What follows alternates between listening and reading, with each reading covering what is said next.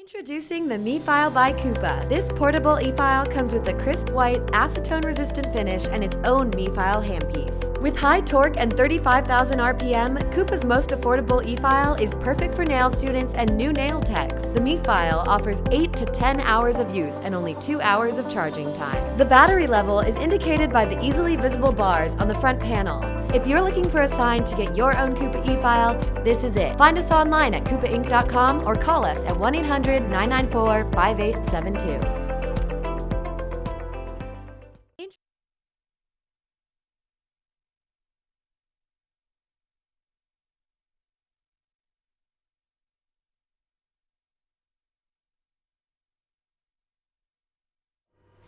Hi everybody!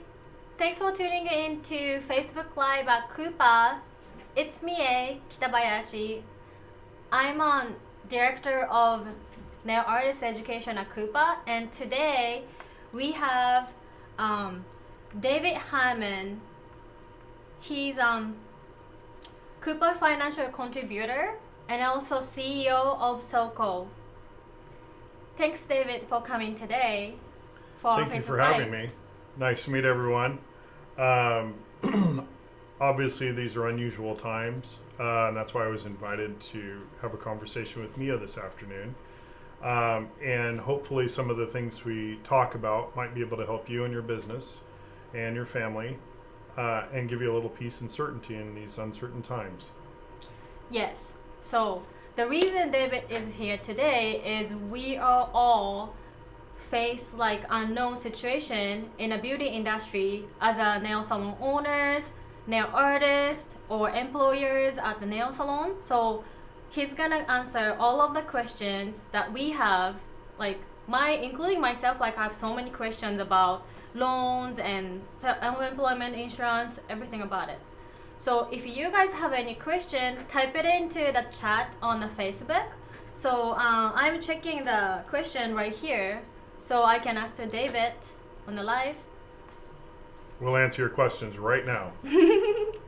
So let me start with, I think everyone want to know about what is the loan or forgiven money that we can receive as a nail salon business. So the government, the federal government, Congress and Senate, and the President signed into law a bill that provides money and funding for small businesses. The intention of this funding is to help the small businesses retain their employees, pay some rent, and generally continue operating for a couple of months. It is much better to have employees working than it is to have them on unemployment benefits. So that was the intention of the law. It has went from signing to availability within 1 week, which is probably the fastest legislation ever. Mm-hmm. As everyone has heard and seen on the news, there's been a lot of snafus. Many of the larger banks are now not doing the loans anymore. Mm-hmm. So we've run into these challenges with our clients and working with small businesses of, you may qualify for the loan, but now where are we going to go and get this loan funded? So at a high level, the PPP loan is a forgivable loan, meaning the government will loan to you through a local bank money, and if you spend it according to the instructions and the directions of the government, then that money will be forgiven, and it is tax-free. It's not forgiveness of debt income, so that's a big deal. So for a small business, your formula for how much money you will receive, there's two formulas that come into play. The first one is, how much money can I borrow? How much money can I get right now? And how much do I qualify for? And that amount is based on your previous payroll W-2 wages cost. There's a few health benefits and a few odds and ends that get added into it, but the general cost is your W-2 wages. So PPP is Paycheck Protection Program. Yes. Correct? Yes. So PPP is for the self-employed people plus salon owners. The true beneficiaries will be the salon owners that have W-2 employees. Okay, so what if salon owners who only have self-employed in their salon? Their PPP calculation will not have any wages to contribute to that, and they will have to qualify under the self-employment method, which is coming out, should be Thursday or Friday of this week to be available, and it will be based on net profit, net taxable profit of the business. And so many salons take advantage of all of the tax deductions that are available, and so their net profit is usually not real large. I see. So the salon owner with W-2 employees will receive the largest benefit of the group. Okay, so salon owners which has W-2 employees, probably they already laid off the Yes. employees, right? Yes. So what is the case that they need to do in order to receive PPP program? So to receive the money, you will complete, typically most of the banks have created a real simple 2-page application. It's asking for you to verify your identity, your address, really basic things. There's almost no credit qualifying for these. So even if you have bad credit, that's not a criteria, so you're still eligible for the loans. The second portion of the application is the SBA application. And that is 2 pages, and it's asking you for your average monthly payroll. Asks you how many full-time employees you had, and it's going to be using February 15th of 2020 as a date, how many full-time employees were there. It asks you about the ownership of the business, if you've ever defaulted on an SBA loan, and some things of that nature. It's a very simple process, but you have to have all of your payroll records assembled. They want 941s, that's the quarterly payroll tax report, copies of the W-2s, that's the form that you give to your employees, and copies of the W-3, which is the summary form for all of your employees. All of that gets put together with your package, copy of your driver's license typically, a few other ownership things, might be a copy of your articles of incorporation, and that is your presentable package to the bank that you would like to borrow from. Any bank that does SBA loans can issue this loan. It does not have to be the bank that you do regular business with. And many of the large banks, as we just mentioned, have already shut down for accepting new loans. So you will have to go hunt and find probably a small community bank nearby you that offers SBA loans. And that's going to be your best bet. So the best way is for the salon owners who has W-2 employee, get ready all the information, probably fill out the application already, and then go to the bank and then looking for like someone who does SBA loan. Yes, in fact, I think we're providing some links to the application and a few other things in the chat function here. And the banks that are participating in this, almost all of them actually have a copy of the application on their website you can download. Oh, so each bank has their own application. Each bank will have their own individual application, and then each bank is required to use the SBA application as well. Okay. There are 2 different applications. They're very, very simple. It's name, address, address of the business, your social security number, average payroll, these type of questions. And you just complete it out to the best of your abilities, and it needs to be accurate. Okay. So, Accurate means like a number is coming from last year tax return? well, the only number that will come from financial number that should come is your payroll numbers. And those numbers, that's why you're being asked to provide payroll reports, so that the number you put on the application, you don't put $1 million if your payroll is only $100,000. So that's the way the banks are verifying that. The other numbers that are important, make sure you write legibly if you do it by hand. The banks are overwhelmed, and if you're submitting an application and your handwriting is not clean, they may just set it aside. You might go to the bottom of the pile because they're so swamped, or you may get correspondence that doesn't come to you. Wow. So we have to be very mindful about our handwriting. It's very important. It's preferred that you type the applications, but I realize everyone does things a little differently. Yeah. And let's talk a little bit about how much money is available.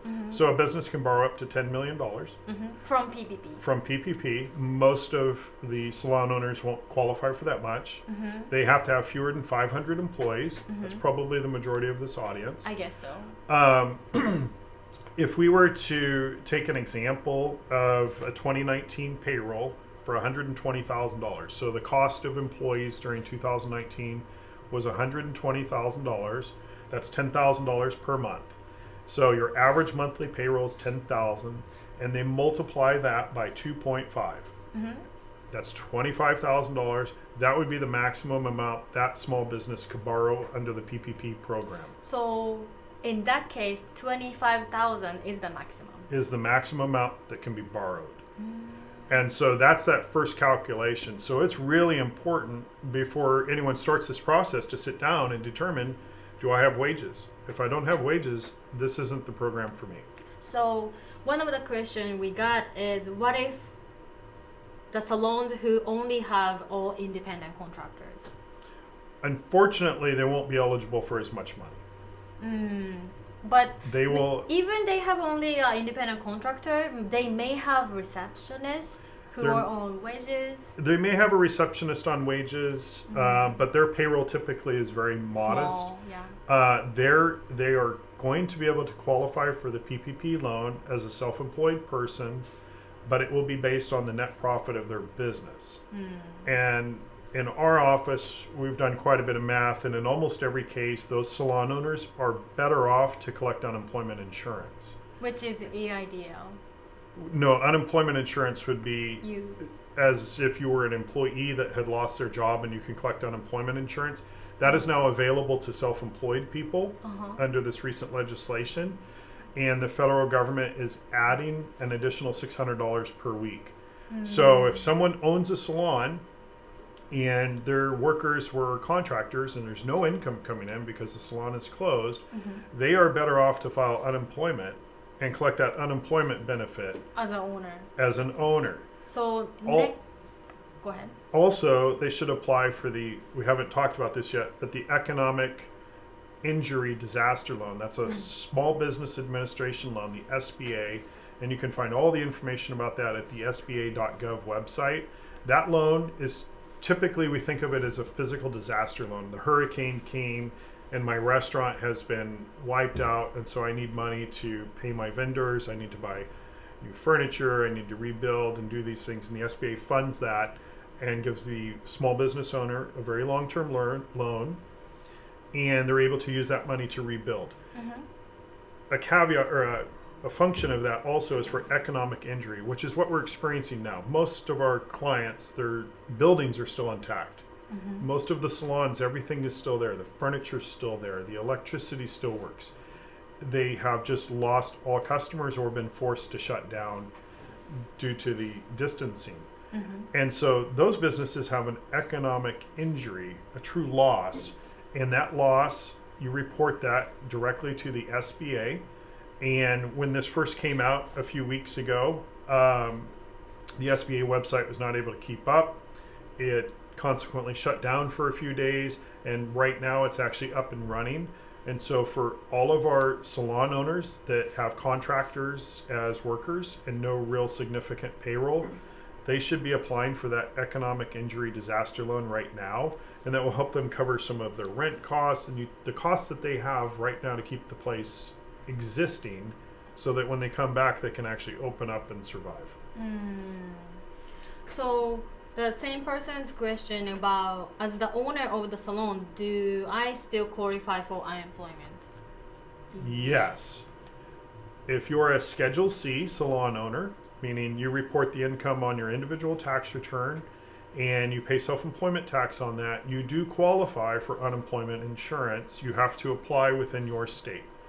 In California, the Employment Development Department, the EDD, their website's not able to accept these applications just yet, but that is an important priority for them, and they're working really hard to make it so that those applications can happen online. And those individuals are eligible for the additional $600 per week unemployment benefit. If the salon is operated as a corporation, then your benefits may be based on the actual W-2 you paid yourself.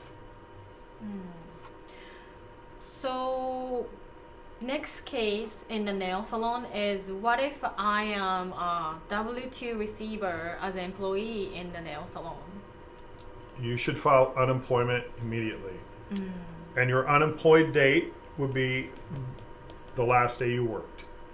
So this slowdown, this economic slowdown, and the distancing happened almost immediately. In some industries, employees might see their hours reduced from 40 hours one week to 35 the next week, a slow pace. In this case, everyone just came to a stop instantly. So you need to file unemployment benefits with the state you live in and the state you are having your payroll done in right away. So that's the unemployment insurance on the EDD website. Yes. So it says UI. Yes. Unemployment insurance. None of your employers will contest the application. They should not. So that's the best thing you can do. And also keep in mind that there is a stimulus check coming to almost all families. So it'll be $1,200 per person and $500 for each child. And that money is scheduled to start distributing in about a week and a half. So yeah, we're all waiting for that. everyone is waiting for that money. I have no other information other than it's coming. Now, there's a couple things to keep in mind. If you have not filed your 2019 tax return, then the IRS does not know where you live. So they will use the address from your 2018 income tax return. They're going to use the banking information you provided on your 2018 tax return. Their intention is to do a direct deposit of your stimulus money right into your checking account. You'll just wake up one day and it will be there, no check or anything. If you've moved or you've changed bank accounts, you will see a delay. I actually moved. And if you've moved, you can go onto the IRS website. And I haven't filed the 2019 tax yet. So you're a perfect example. You should go to the IRS website and in search forms, there's a form called change of address. And you should complete that change of address and mail that to them right away. There has been some conversations and discussions, and TurboTax has actually been leading this conversation about trying to come up with an online portal that would allow individuals to update their address and bank information with the IRS electronically. I don't know if that's going to work out or not, just due to privacy and security reasons. What about like I didn't change the bank account, but the address? You should receive your money, but any correspondence will go to your old address. Oh, I see. So I still need to change that. It would be wise to change your address or file your 2019 tax return. So about the filing tax, because this happened during the filing tax seasons, some of them already may file the tax, some of us haven't filed the tax. What's going to be the case? Like we need to, or we can wait till July? I encourage everyone, prepare your income tax return now. Schedule time with your income tax professional. If you self-prepare, TurboTax is wonderful. It is the best product on the market for self-prepared. Do the return now. You do not have to file it. But if you are due a refund, let's get that money in your hands right now. There is no reason to wait. If you owe money, you may calculate your income tax return and discover we're in California. A lot of times we find people owe federal and may have a refund for California, or they have a refund for federal but they owe California. You do not have to file both at the same time. So you may decide, I'm receiving a $2,000 refund from the IRS. I want to file that one, but I owe California $1,000 and I don't have it. But if I file the IRS tax return right now, I'll receive a refund really quickly within about 10 days. And I'll use that money to then pay my California tax bill. The returns have been extended automatically until July 15th. But if you're not prepared now, what's going to change between now and July to make you ready? And if you are laid off and at home, it's a great time to put together those records and really be proactive about this. And it's also really helpful for the small business and the salons to have an idea of how much tax they may owe. I see. Even though they are not capable to pay at once right now, like it's better to see the number. It's better to know your number, first of all. So if you figure out that you owe $3,000 or $4,000 and you can't pay it, at least you know it now. And then you do want to file that tax return on time, which would be July 15th. And if you cannot pay it all, then the IRS is very workable on installment agreements when it's less than $50,000. So there's a penalty for not filing on time, and the IRS will give you a loan term effectively so that you can pay your balance due. We really don't know what the next 3 or 4 months will be like. Everyone I talk to has a different opinion. And for everyone in this industry, it's going to take a lot of trust for people to be back together closer than 6 feet. And what does that look like? Yeah, as you can see, we take 6 feet social distancing right now with everyone in the studio. But like when we go back to the salon, like it will be changed. Everything's gonna be changed, and probably we're not gonna go back to the normal business like we had before. Exactly. I suspect that the recovery will be a little bit slow. There will be people that have been home that don't feel safe going out. We'll have some of the population that have been high risk, and they will just be a little slower to come out and participate. We may have some of the salon technicians and the artists a little cautious as well. You may not want to take certain customers. True. Because you feel like they may be putting you at risk. True. So be prepared for that. And one of the things we've worked hard on as we're laid off and maybe there's not as much of your work to do that generates money, you can really think about your comeback. And what does that comeback look like? What does that look like for you, your family, your business? This is a great chance to focus on your physical health and your emotional health while you're at home and you have some additional spare time. It's a great chance to focus on relationships. A lot of us have learned how to live with our loved ones in a new way because we are next to each other all day long and all night long now. 24/7? 24/7. And so it's been a lot of fun. And it's been a really neat growing experience. But think about your business. If your customers, is there something you can do right now that would make your customers want to come back a little bit sooner? True. Is there a letter you can put out, a newsletter? Is there, maybe you have special customers, maybe just a quick phone call just to visit and just say, hi, I was thinking about you and I just wanted to check on you and let you know you're important to me. There's a lot of people that are older that are a little lonely right now. Yes. And they could certainly use a friend. And if you could pick up the phone and call someone and visit with them, you might just change their day. Yeah. And so think about your comeback. And anyone can do a newsletter. If you have the email addresses of your customers, that's all you need. MailChimp is completely free. I think it's for under 1,000 subscribers. So you can do something. You can work on your Instagram account. You can develop your following. And that's a huge thing of marketing for your industry. Yes. Yeah. So there's things you can do proactive, and you may rethink your business. You might decide, I don't want to work as hard as I worked before. Money may not be as important to me when I return. Or I may need to work more because I'm really having a hard time. I have a lot of catch up to do. So think about this is a chance to reset your own business to be the business you want and the one you dreamed of when you started out. True. That is really great thing to know because I was thinking about it too, like what we can do as a beauty professionals during this time. Like I was thinking about like clean your salon, decluttered, organize, thinking about like take everything like orders, like stock up everything. Cause like even the quarantine time, like a lot of girls asking all the professionals, nail artists, like when are you gonna be back? Yes. So when people is gonna come back, you wanna be ready to work. Yes.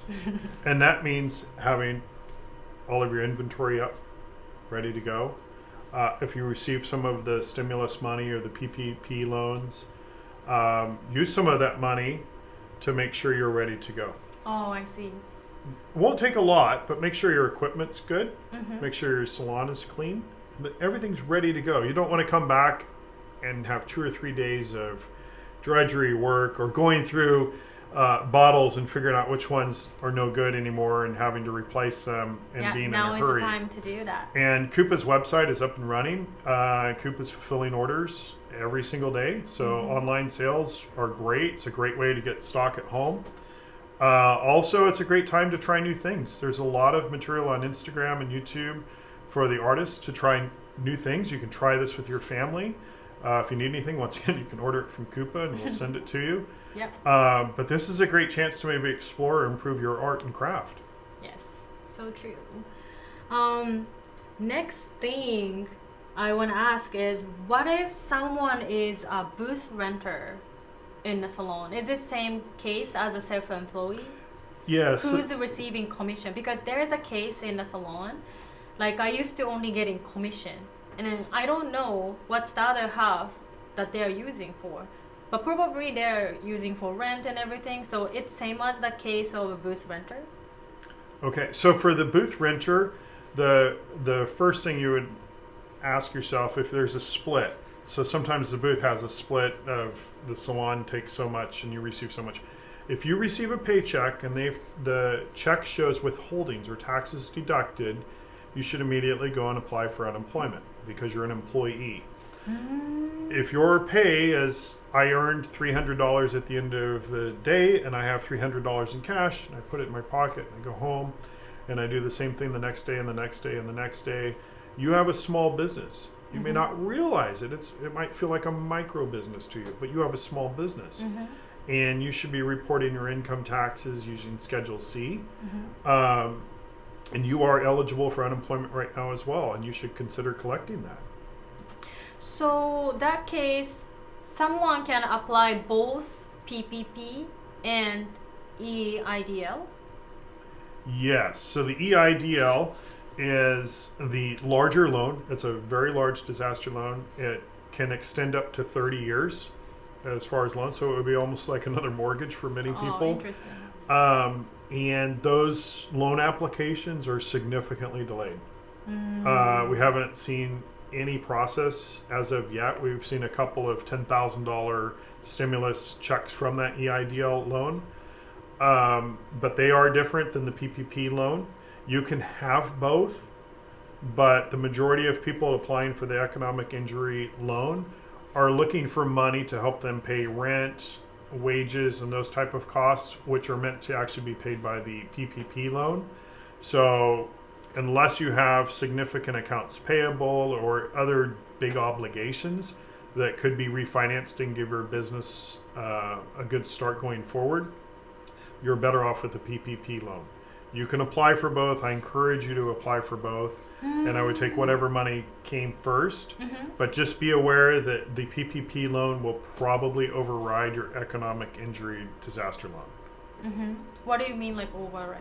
You will only receive money on the PPP loan because your disaster loan was really money to cover payroll and rent. And it's already being covered by the PPP loan. But if you had other financial obligations, if you had a couple of salons and you ran up accounts at some of your vendors, the economic disaster loan could be used to refinance that accounts payable into a long-term debt. It'd be a lot easier to manage. It would give you a fighting chance when you came back to open the doors again and start up. So, but bear in mind, the monies have to be used for different things. Different thing. Correct. So the PPP loan can be used for payroll. In fact, at least 75% of the money must be used for payroll. Must be. At least 75%. You So can also if you use don't, you have to pay back. It's gonna be a loan. If you don't, it's a loan.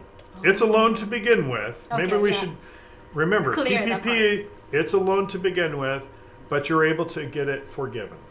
And the forgiveness is based on if you spend at least 75% of the money on payroll, W-2 wages, true payroll, not contractors. And then you can spend 25% on rent, utilities, and a few other costs that are similar to that. But most businesses, between wages, rent, utilities, that'll consume all the money. Okay, one of the questions we have here is that disaster relief program. I think she means EIDL. You mentioned available is to those who already have a SBA loan, like prioritize. Like maybe she already have SBA loan for her business, As far as we understand, there's no priority on whether or not you currently have an SBA loan. So a lot of businesses to start will take out an SBA loan. It's a great way to start your business. And you may be 3 years into that loan and that loan servicing and making your payments. And then this happens and you need an economic injury loan as well, or a PPP loan. You just have to answer on the application. In fact, the question on the SBA application does not ask you if you have an SBA loan. It asks you if you're delinquent on an SBA loan. Mm-hmm. And that brings me to my next thought is that do everything you can to protect your personal credit. Everything you possibly pay, every minimum payment on your credit cards, pay your autos, pay your house, all of the things you can possibly do that could impact your personal credit. Because when we come back to work, if your credit was 740 to begin with, and this hurt you and you weren't able to make your payments, or you just didn't, and now your credit's 620, you will have a hard time doing business going forward. You'll have a hard time renting spaces. You will have a hard time getting credit cards. You will have a hard time buying a car, and all of those things. And if you need traditional financing from a bank, you will not qualify because your credit's too low. So it is really important that you maintain your credit. Something else, and just thinking about that, is that another part of the act was student loans. So many of the artists have student loans. Yes. Contact your student loan servicer. Currently, all interest is supposed to be at 0%. The exception would be private loans, private student loans that are not done by the government. Those the banks are doing as they would like. But if you have some of the, I can't remember, the federal student loans, the Stafford loan, those loans are at 0% right now, and you should not have to make any payments for 6 months. But you need to confirm that with your servicer. Of course. But that's a big help for everyone to not have the interest due. Also, if your income significantly dropped, contact your student loan servicer and let them know your new income. They may be able to adjust your payment to reflect your decreased income with no harm to your credit or anything. So it's very important to be proactive right now. So any loan, what about like a medical loan? If someone has a medical loan? You have to pay it. Okay. A lot of people ask questions in the chat room. Yeah. Yeah, so if you have other medical loans, auto loans, and so forth, you can contact each of those companies that you have the loan with and ask them if they have any programs in place, and just listen closely. And before you sign up or agree to any of those loans, just confirm it's not going to negatively impact your credit. Okay. There is a question. I get a 1099, but I work in commission-based business. How do I fill out for a loan? I get personal check from the employer. That's like we would just talk about it, right? Yeah. So if you receive a 1099 from a company, maybe you're a sales rep or you work at a salon and they issued a 1099 at the end of the year, your options are unemployment, which is probably the go-to. It's probably going to be the most lucrative for you and the least resistance. The second thing will be the PPP loan will become available for self-employed individuals with no employees within a few days, hopefully at the end of this week, and you can apply for that. We don't have the details on that loan. I don't know how much they're going to give, and I don't know how they will forgive it because you don't have employees. So self-employee means like yourself is small business and yourself is employee. Can it be the case? The only way you're an employee of your own self-employed business is if you have a corporation. LLC maybe if it's taxed as an S corp or a C corp, but you would know. And the difference is, do you receive a paycheck with withholdings, or do you just take the money home at the end of the day and then pay taxes based on the money you brought home? I see. So if you receive withholdings on your paycheck, you should be applying for unemployment if you're not working. So what can you give us some of the annual net earning, like which is better going for PPP or unemployment? So in California, our unemployment is, I believe the cap is $450 per week, and the federal government is giving an additional $600 per week.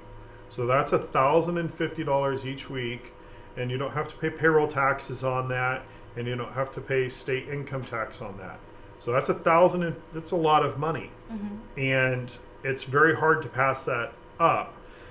The PPP loan is really designed to put people back to work or to make sure their jobs are maintained. So if I owned a salon and I have 12 artists and we are forced to close, I have to make a choice. Do I want the PPP loan? And then what do I do with the money? I have to spend it on the employees as wages, but they may not be able to come to work. I mean, there's nowhere to work right now. There's nowhere to work. So I might come up with maybe one person at the salon, if our state allows it, to go and just clean and organize. So I may have one person do a lot of social media work and develop content. So if you receive a PPP loan and then paying wages means like as soon as you receive, you have to start rehiring people. The intention is to rehire people. And it's difficult, if you think of this, it's really difficult if your business is forced to be closed down and you have 10 or 12 employees and there's only so much work you can create for those employees. But I challenge you in that if you had someone at the salon organizing and cleaning, and you could probably do a couple of shifts, you could run the weekends, so you might be able to hire 3 or 4 employees that way. You might be able to have employees doing content. Might be a great time to have an employee rewrite your HR manual if you don't have one. So there's things that could be done to make the business better. It is really difficult to pass up that money that feels like free money to really support your business. But if you can't find a way to employ those people, then the PPP loan is a loan. It won't be forgiven and completely. I see. Okay. So yeah, there is a same question about like if you have a small skincare business and it's only me, can I apply for PPP? And the answer is yes. Yes, you can, but probably the same thing. You might be better off with unemployment. But remember, PPP is a loan. So apply. If you're uncertain, apply. Go through the process, and the bank will provide you with what the amount of your potential loan is, and you can decline it. You do not have to accept it. So don't not do anything. Do something. So I encourage everyone to get on unemployment as fast as possible if they're not working. And if you own the business, so if you have a salon or you're self-employed, do the PPP loan application. You might discover it's so little money that it's not what you wanted. You might discover that it's a great solution for you. But you can do both. You don't have to accept the loan either. So once you're approved for the loan, you can decline the loan and tell them, I don't need it, or I'm not going to be able to reopen. So better apply anyway. Apply anyhow, of course.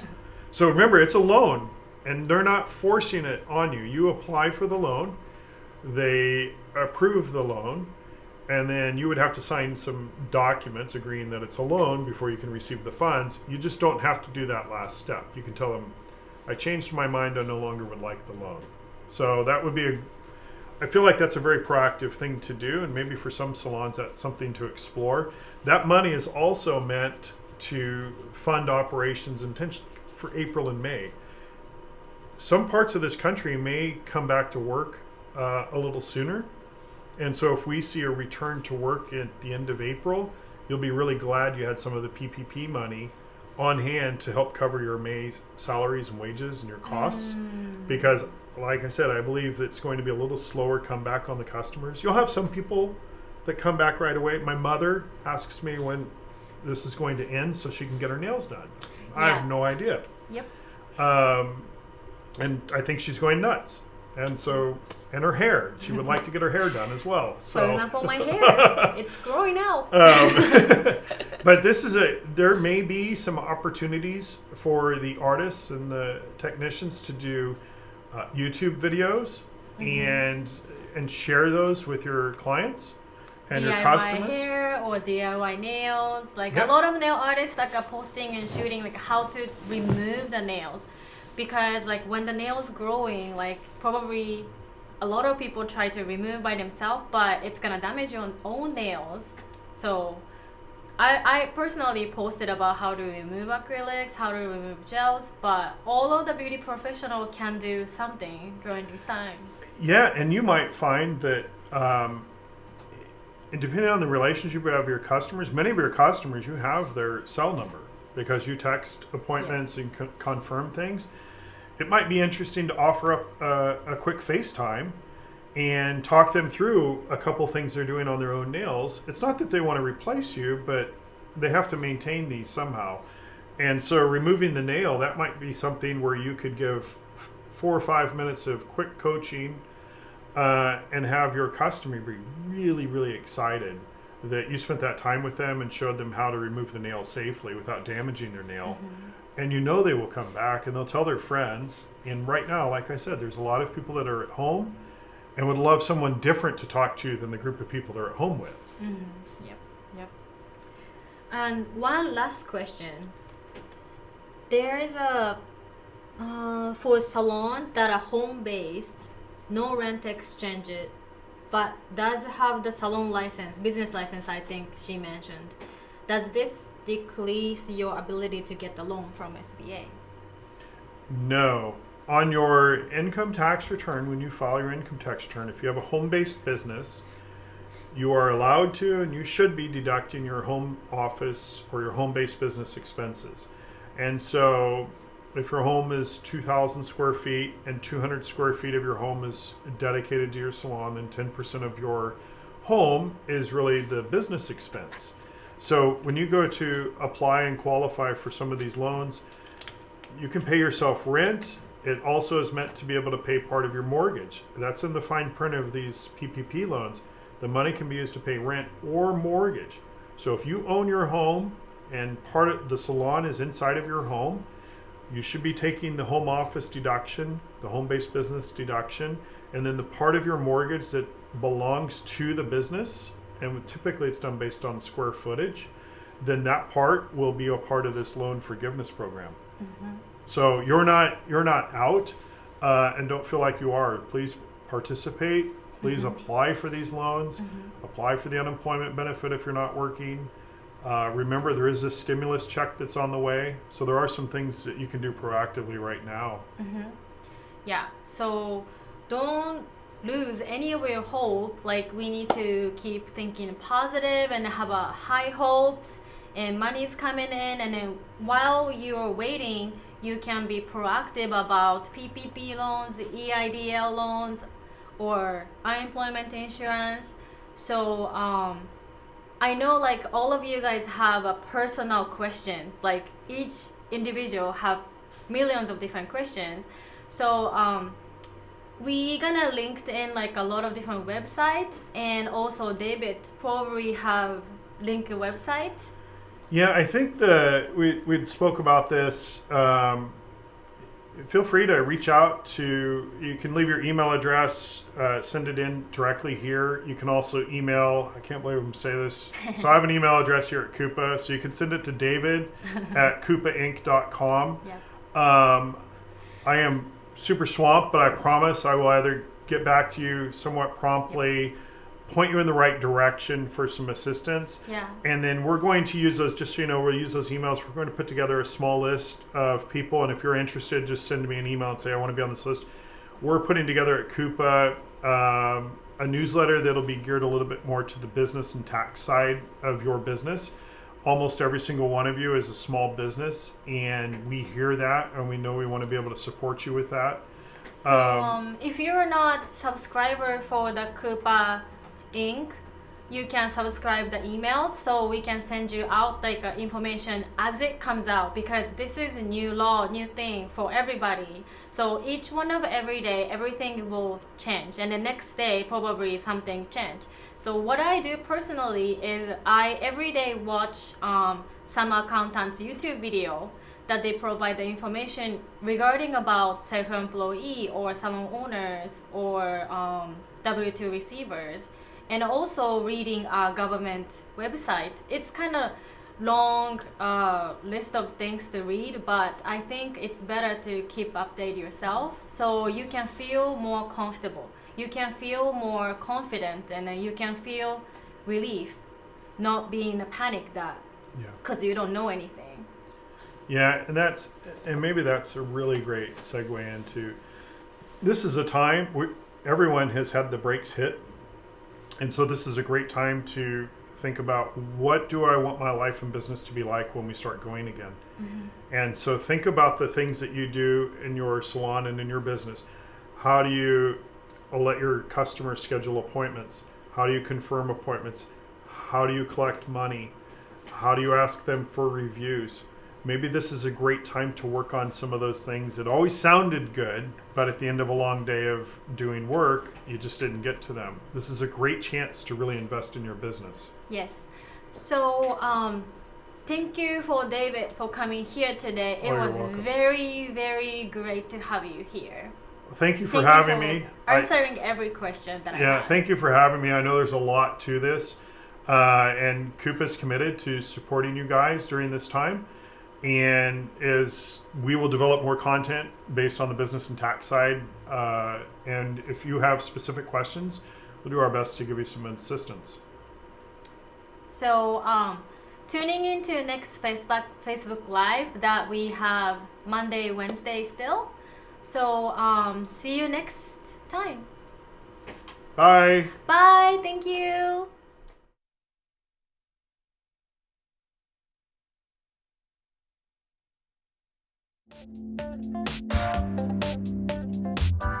Kupa is proud to introduce Kupa Base Coat, a superior adhesive between nail plate and gel products without damage to the natural nail.